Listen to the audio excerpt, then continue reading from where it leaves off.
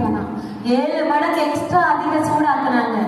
இன்னைக்கு உங்க சிறையிருப்புகள் அதிகமாவது போல தெரிகிறது எதுக்கு தெரியுமா? நீங்க அழிவதற்கு இல்ல, உங்களை சிறையிருப்புக்குள்ளாய் ஆக்கின பிசாசு அழிவதற்கு தான் அந்த அக்கினி 7 மடங்கு அதிகமாய் சூடாக்கப்படுகிறது. அல்லேலூயா. அதிகமான வெப்பம் உங்களுக்கு தோணும், ஏன் நான் அழிச்சிருவனும், என் குடும்பம் அழிச்சிருமோ, என் தலைமுறை அழிச்சிருமோ அப்படின்னு தோணும். அதுக்கு கிடையாது. உங்களை கஷ்டத்தினூடா இடத்துற பிசாசு தந்திரங்கள் அழிவதற்கு தான் சில அதிகப்படியான அக்கினி சுவாலை ஆண்டவர்கள் வாழ்க்கையில் அனுமதிக்கிறார். அல்லேலூயா. அமைதியாவே பார்த்துட்டு இருக்கிறாரு ஆண்டவர், கூடவே இருந்து. இவ்வளவு நேரம் சாத்ராக், மேசாக், ஆபேத்நேகோ 3 பேருக்கு கூடயுமே ஆவியானவர் இருந்தாரா இல்லையா? கூடவே இருந்தார். ஆனா யார் கண்ணுக்கும் தெரியாம இருந்தார்.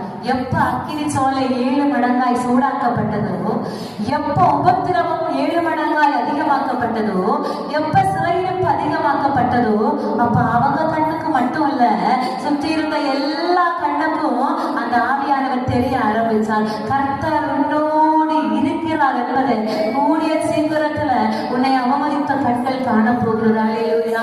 உனக்குள்ள அந்த வைராக்கியம் வந்தா மட்டும் போதும், என் ஆண்டவர் என்னை விடுவிப்பார், ஆண்டவர் என் சிறையிருப்பை திருப்புவார், அந்த நம்பிக்கை வந்தா மட்டும் போதும். உன்னை சுற்றி இருக்கிற கண்கள் எல்லாம் காணத்தக்கதாய் இவ கூட ஆண்டவர் இருக்கிறாரான்னு கேட்டவங்க ஒரு நாள் சொல்லுவாங்க, அவங்க கூட தான்ப்பா ஆண்டவர் இருக்கிறாங்க, எனக்காக செபிப்பீங்களா, எனக்காக விண்ணப்பம் பண்ணுவீங்களான்னு உங்க வீடு தேடி வந்து கேட்பாங்க. ஹல்லேலூயா.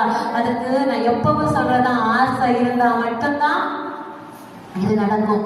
ஆண்டவர் கிட்ட அழுது வாங்கினா மட்டும்தான் இது நடக்கும். இன்னொன்னு சொல்றேன், ஊழியம் என்னத்துக்கு நினைக்கலாம். சில பேருக்கு வந்து ஊழியத்து மேல இன்ட்ரெஸ்ட் கிடையாது.